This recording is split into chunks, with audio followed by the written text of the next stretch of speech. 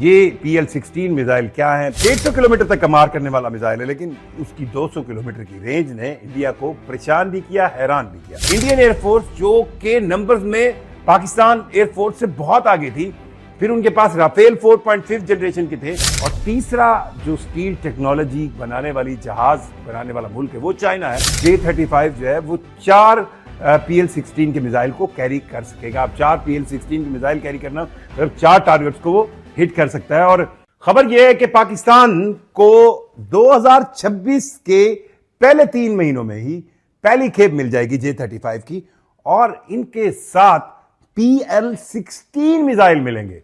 ये PL-16 missile क्या है? PL-16 मिसाइल की का जो नया टच है, ये एक ऐसी चीज है जो ऐसा ही सीक्रेट होगा जो PL-15 के बारे में था, जिसके बारे में यह सोचा जाता था कि ये शायद 150 किलोमीटर तक का मार करने वाला मिसाइल है, लेकिन उसकी 200 किलोमीटर की रेंज ने इंडिया को परेशान भी किया, हैरान भी किया।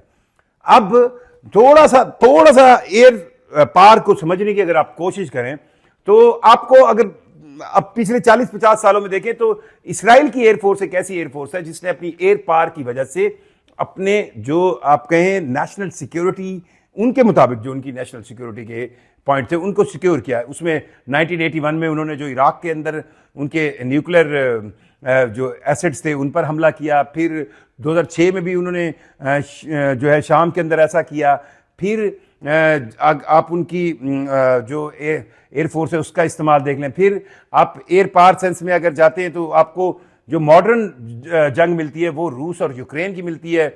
उस जंग के अंदर भी रूस ने मुख्तलिफ अपने एयरक्राफ्ट यूज किए, लेकिन जवाब में यूक्रेन ने जो अपने ड्रोन्स की साइज इस्तेमाल की, तो ये एयर पार थी। और फिर मई में पाकिस्तान इंडिया की झड़प।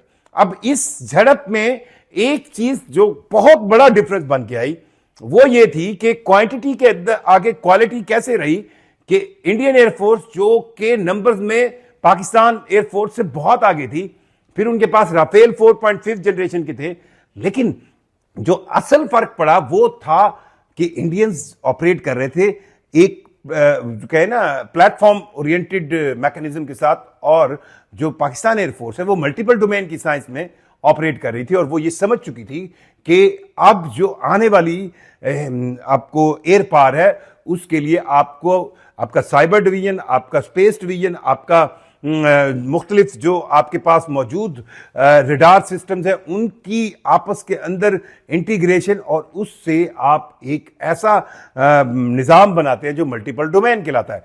अब जो पाकिस्तान एयरफोर्स चाह रही है वो ये है कि पाकिस्तान एयरफोर्स अपने इस गैप को जो है और बड़ा करना चाह रही है। गैप क्या मतलब है?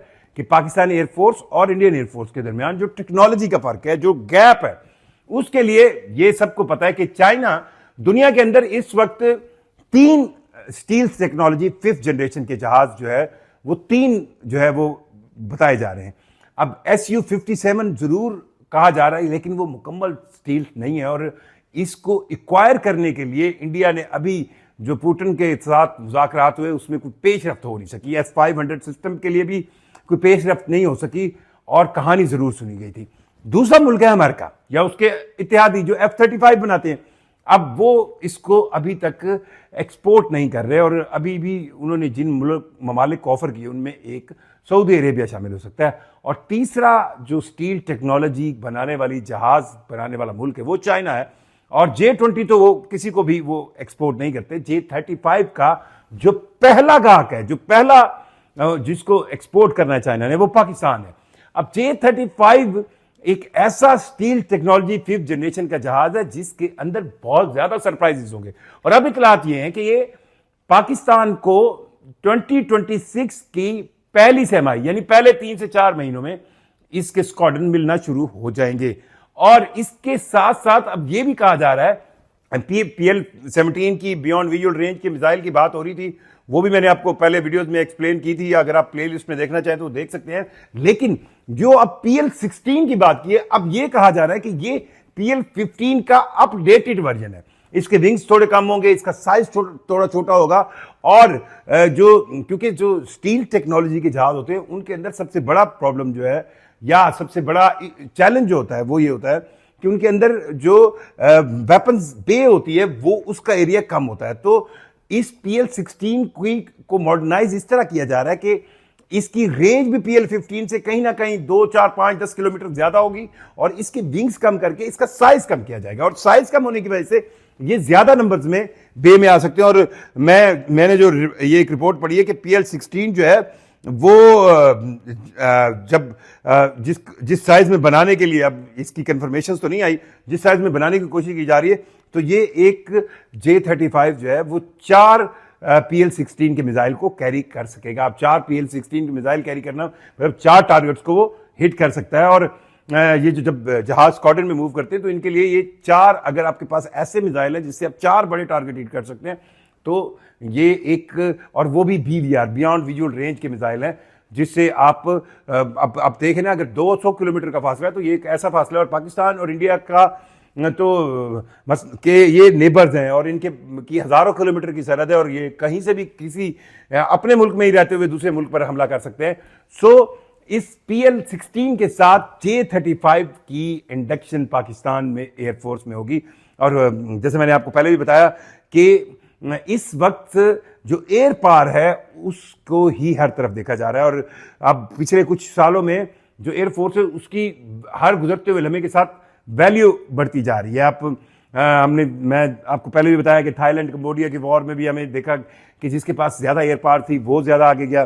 फिर आप यहां तक देख लें कि अफ्रीका जैसे अफ्रीका के अंदर मौजूद नाइजीरिया जैसा मुल्क जिसके पास 3 JF-17 थे, उन्होंने उससे अपने हमसाया ममालिक में होने वाले मिलिट्री कू तक रुकवा दिए। सो एयर पावर तो है। फिर इसका मॉडर्न वर्जन, मतलब सिर्फ इसमें एयर जहाज नहीं है, इसमें अनमैन्ड ड्रोन्स शामिल हैं इसके अंदर। और फिर ड्रोन्स का इस्तेमाल हमने ये भी देखा कि पाकिस्तान ने अभी अफगानिस्तान के साथ जब हुआ था तो पूरा स्वॉर्म ऑफ ड्रोन्स गया और वो अपने टारगेट्स को हिट करके जो है वो वापस आ गया। फिर ड्रोन्स का इस्तेमाल आर्मी भी कर रही है, नेवी भी कर रही है। और नेवी के हवाले से भी कई खबरें हैं, उसके ऊपर भी मैं आपको बताऊंगा कि कुछ इतलात ऐसी आ रही हैं कि क्या पाकिस्तान और चाइना फ्यूचर में नेवल सेंस में J-15, जो कि चाइना का एक बहुत ही आप कहें इंपॉर्टेंट जहाज है, जो Chinese navy People's Liberation Army की नेवी यूज करती है, उस J-15 के भी पाकिस्तान के साथ फ्यूचर के अंदर पाकिस्तान नेवी में उसको इंडक्ट करने के जो है वो उस पर भी बातचीत हो रही है। सो जियोपॉलिटिकल सेंस में पाकिस्तान ने यह डिसाइड किया है कि वो अगले 2 से 3 सालों में अपनी जो एयर पावर है उसको इतना एक आगे ले जाए कि कम से कम इंडिया को 10 साल लगे उस गैप को खत्म करने में, क्योंकि पाकिस्तान को हमेशा टेक्नोलॉजिकल एज जो है वो इंडिया पर रहना चाहिए, क्योंकि ये एज ही उससे इंडिया की जो एक कहे ना ह्यूज बड़ा दुश्मन है या उसके पास जो ह्यूज रिसोर्सेज हैं उसको न्यूट्रल करने के लिए जरूरी है। और यही टेक्नोलॉजिकल एज जो है वो पाकिस्तान को इस रीजन के अंदर स्टेबलाइज करने में मदद देता है। अब अगर आप देखें तो मई वाली जो झड़प है वो इसके अंदर जो इस रीजन के अंदर स्टेबलाइजिंग एजेंट है वो पाकिस्तान है, या पाकिस्तान की एयर पावर थी जिसने ये कर दिखाया कि इस रीजन में कोई भी तगड़ी या बड़ी ताकत ये ना सोचे कि वो जो चाहेगी वही करेगी, वो जो सोच रही है वही होगा। सो 2026 के फर्स्ट क्वार्टर के अंदर पाकिस्तान को J-35 का पहला squadron with modern PL-16 missile मिलने की पूरी तवक्को है। मुझे जुल्करनैन शेख को इजाजत दीजिए। अल्लाह हाफिज।